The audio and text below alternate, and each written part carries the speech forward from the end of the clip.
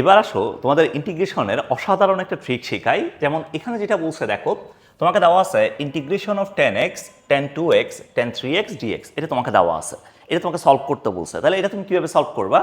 So এটা পড়ার আগে তোমাকে আগে ছোট্ট একটা ইন্টিগ্রেশন দেখাই, তাহলে তোমার জন্য বুঝতে সুবিধা হবে।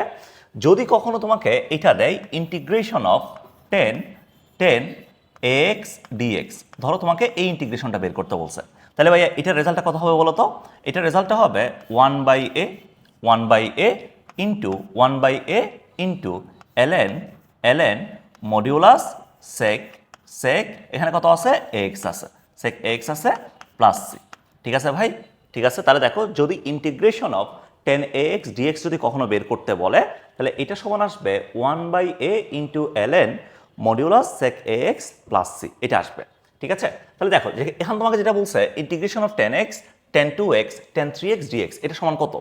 যদি কখনো তোমাকে tan এর এভাবে যদি তোমাকে কখনো যেখানে সমান্তর দ্বারা আছে, যদি এভাবে কখনো অনেকগুলো গুণফল একসাথে দেয়, তাহলে তুমি কিভাবে করবা দেখো। তাহলে এটা সমান আসবে integration of tan x dx minus integration of tan 2x dx minus integration of tan 3x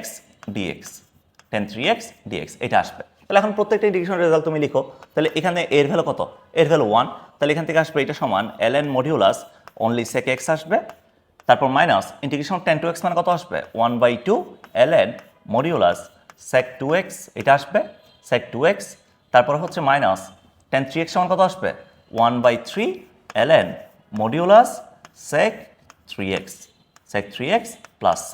ঠিক আছে, এটা হচ্ছে আমাদের টোটাল অ্যান্সার। তাহলে ভাই যদি অনেকগুলো টেন যদি গুণাকারে থাকে, তাহলে প্রত্যেকটা টেনকে আলাদা করে করে ইন্টিগ্রেট করে বিয়োগফল আকারে কি করা যায়? লেখা যায়। ঠিক আছে, সো এই ট্রিকটা অসাধারণ একটা ট্রিক। এগুলো তুমি যদি নর্মালি করতে যাও তোমার অনেক সময় লাগবে। ঠিক আছে, বোঝা গেছে? তো আশা করি বুঝতে পারছো। যদি কেউ না বুঝে থাকো তাহলে অবশ্যই কমেন্টে জানাবা। ঠিক আছে, আমরা নেক্সট ট্রিকটা দেখবো, সেটা হচ্ছে আমাদের ট্রিক নাম্বার 12। বাই।